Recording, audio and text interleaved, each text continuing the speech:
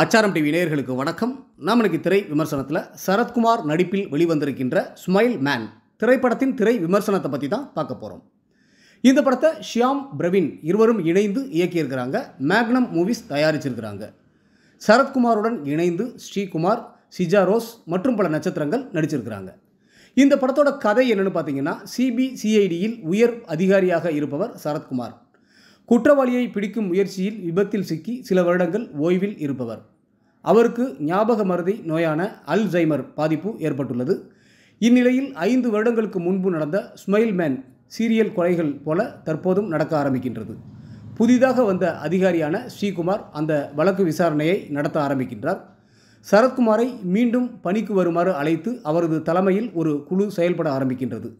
மீண்டும் நடக்கும் கொலைகளுக்கு காரணமான அந்த கொலையாளியை அவர்கள் கண்டுபிடிக்கிறார்களா இல்லையா, கொலைக்காரன் யார், எதற்காக கொலைகள் செய்கின்றான் என்பதுதான் இந்த படத்தின் மீத கதை.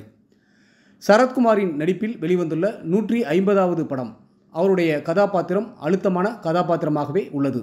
ஞாபக மறதியில் பாதிக்கப்பட்டு தனக்கு நெருக்கமானவர்களின் கொலையை தடுக்க முடியாத பாதிப்பு என தவிக்கும் ஒரு கதாபாத்திரம். அவருடைய அனுபவ நடிப்பால் அவரது கதாபாத்திரத்தில் நிறைவாகவே செய்திருக்கின்றார். வழக்கை விசாரிக்கும் புதிய அதிகாரியாக ஸ்ரீகுமார், அவருடைய உதவியாளர்களாக சிஜா ரோஸ், ராஜ்குமார், காக்கி சட்டை அணியாத சிபிசிஐடி அதிகாரிகள், சரத்குமாருக்கு உதவி செய்யும் குமாஸ்தாவாக ஜார்ஜ் மரியான், ஃப்ளாஷ்பேக்கில் இனியா, பேபி ஆலியா என இதில் நடித்திருக்கும் அனைவருமே அவரவர் கதாபாத்திரம் உணர்ந்து சிறப்பாக நடித்துள்ளார்கள். விக்ரம் மோகன் அற்புதமாய் லைட்டிங் செய்திருக்கின்றார். கவாஸ்கர் அவினாஷின் இசை ரசிக்க வைக்கின்றது. பின்னணி இசையில் கவாஸ்கர் அவினாஷ் கொஞ்சம் பரபரப்பு ஏற்படுத்துகின்றார்.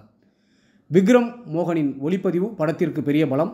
கிரைம் த்ரில்லர் கதையை எல்லோரும் ரசிக்கும்படி சொல்லியிருக்கும் இரட்டை இயக்குநர்கள் ஷியாம் பிரவீனுக்கு பாராட்டுக்கள். ஒட்டுமொத்த படக்குழுவினருக்கும் ஆச்சாரம் டிவி சார்பாக வாழ்த்துக்கள்.